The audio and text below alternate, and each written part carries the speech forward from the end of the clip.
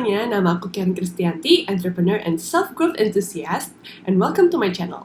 Hari ini aku pengen ngebahas sesuatu yang pasti menarik banget buat temen-temen yang memang tertarik di bidang franchise. Hari ini aku pengen ngebahas tentang franchise kopi. Kemarin aku udah ngebahas franchise tahu, yang belum nonton boleh klik linknya ya, aku taruh di description box nanti. Tapi sebelum mulai, buat temen-temen yang belum subscribe, tolong bantu support aku dengan klik subscribe ya, dan jangan lupa untuk diklik loncengnya. Oke, sebelum aku ngebahas franchise kopi ini, aku pengen disclaimer dulu bahwa semua sharing video aku ini adalah berdasarkan opini pribadi yang aku ambil dari pengalaman aku dan riset-riset yang udah aku lakukan. Kemudian aku tidak memihak juga, aku tidak akan tidak akan mensupport salah satu brand karena aku percaya informasi yang baik itu tidak bias, alias aku akan berusaha sebisa mungkin untuk memberikan pro dan kontra dan semua informasi plus minusnya, karena kalau kita terlalu pro doang atau minus doang nanti jadinya sepihak atau bias. Kemudian aku juga nggak dapat apa-apa, aku tidak di endorse, jadi benar-benar video sharing kali ini murni dari opini aku dan pembelajaran aku. Jadi tren makanan itu cepat banget, karena makanan itu lumayan hype-hypean kalau teman-teman perhatiin. Kayak dulu sempat ada tren Thai tea, terus kemarin ini trennya kopi, sempat ada tren lagi boba, dan semuanya itu ngalirnya cepet banget. Jadi penting banget buat teman-teman yang memang pengen franchise atau memang seorang wirausaha itu harus jeli dan perhatiin market yang benar-benar ada, terutama di Indonesia. Sebenarnya banyak banget inspirasi yang bisa didapetin dari luar negeri juga, karena kalau aku perhatiin itu tren yang ada di Indonesia itu banyak diambil dari luar negeri. Jadi kebanyakan kayak tren-tren yang masuk ke Indo itu agak sedikit telat dari yang ada di luar negeri. Tapi memang nggak semua tren yang ada di luar negeri itu masuk ke Indonesia. Kayak Thai tea itu kan dari Thailand. Tapi kalau kopi, yang aku perhatiin kopi itu kayaknya ramenya di Indo aja.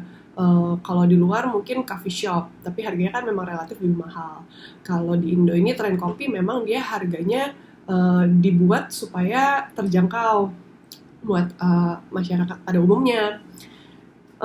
Aku akan ngebahas tentang franchise kopi dari pelajaran marketing yang paling mendasar, yaitu 4P. Kalau teman-teman udah pernah dengar, 4P itu adalah product, place, promotion, dan price. Jadi kalau bahasa Indonesianya, produk, tempat, promosi, dan harga.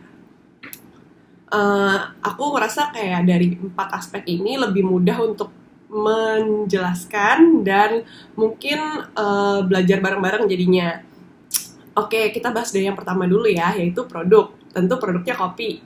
Untuk franchise kopi, menurut aku produknya itu ini produk umum yang memang orang Indo itu udah biasa minum, bahkan jadi kebiasaan. Kayak aku pribadi, aku tiap pagi itu harus minum kopi, tapi aku sukanya kopi hitam.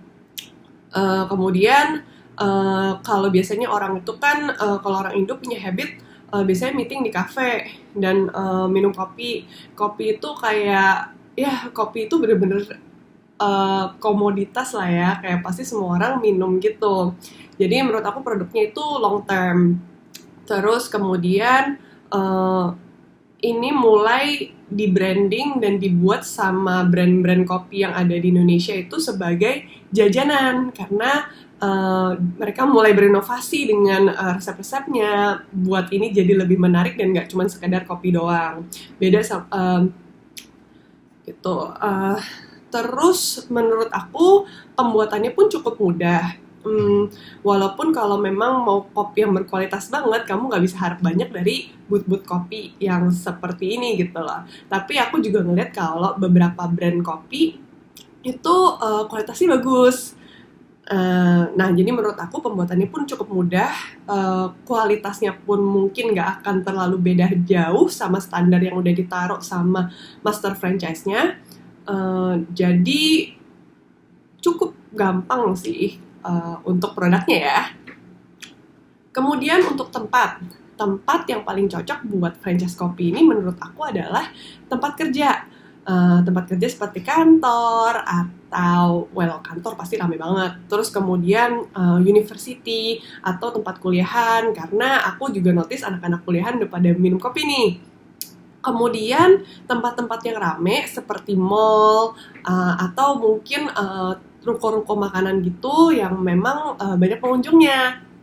Kalau misalnya kamu mau buka di ruko pun menurut aku itu bagus karena ada beberapa orang yang memang pengen duduk dan ngobrol di sana gitu. Dan memang kalau buka booth kopi seperti ini kalau kelihatan ramai jadi lebih menarik.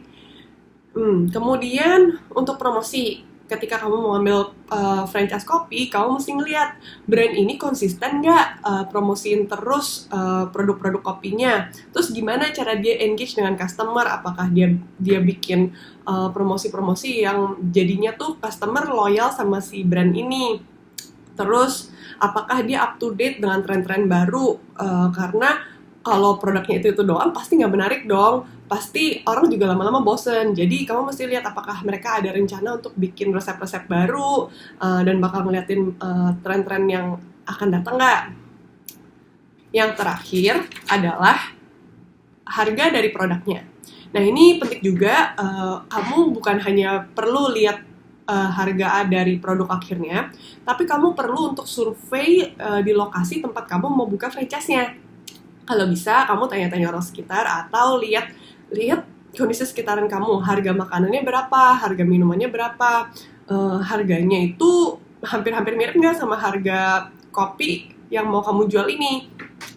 Ya kalau misalnya kamu buka tempat franchise kopi ini di tempat yang jual harga minumannya 10.000, terus kamu punya franchise, kamu mau ngambil yang harganya 20.000, otomatis orang pasti akan lebih mikir nggak sih kalau ada harga yang sebelah jual cuma 10.000, kenapa dia beli di tempat kamu yang jualnya 20.000. Jadi penting juga untuk tetap ngeliatin lingkungannya di daerah itu, orang-orang di sekitar situ mau nggak sih spend that amount of money atau membayarkan sejumlah uang itu untuk beli produk yang kamu mau franchise ini.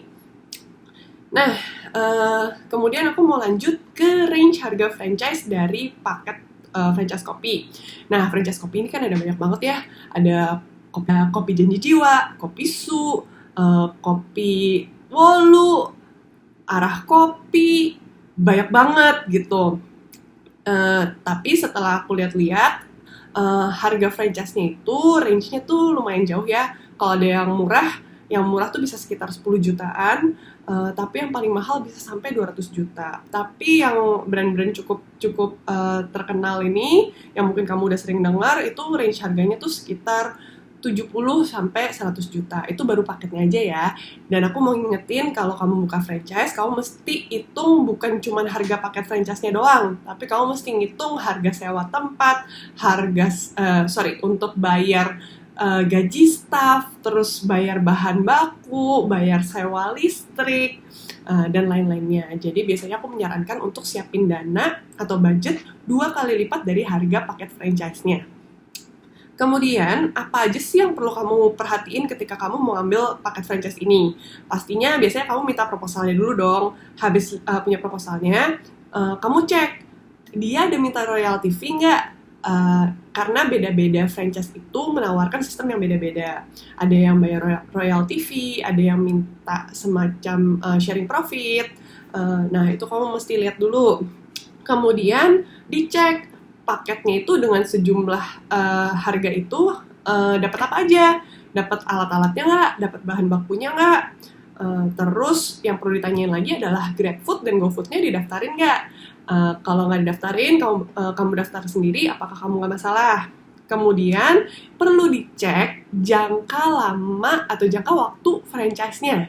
Karena biasanya kalau kamu usaha makanan booth seperti ini, itu butuh waktu sekitar 6 sampai 1 tahun untuk balik modal. Pengalaman aku balik modal itu 8 bulan. Jadi misalnya kontrak franchise-nya 3 tahun, berarti kamu baru mulai udah mulai profit nih tahun kedua dan 3, berarti cuma 2 tahun kamu udah ngegulung profit. Itu kalau tahun pertamanya lancar ya dan udah balik modal. Nah, kamu mesti hitung-hitung worth it atau enggak. Segitu dulu aja sharing dari aku hari ini. Semoga bisa membantu. Kalau kamu ada mungkin cara pandang yang lain, boleh ya di komen di video ini. Dan jangan lupa buat teman-teman yang tadi belum subscribe, bisa di subscribe, like, dan komen. Thank you for watching. I'll see you on my next video. Bye-bye!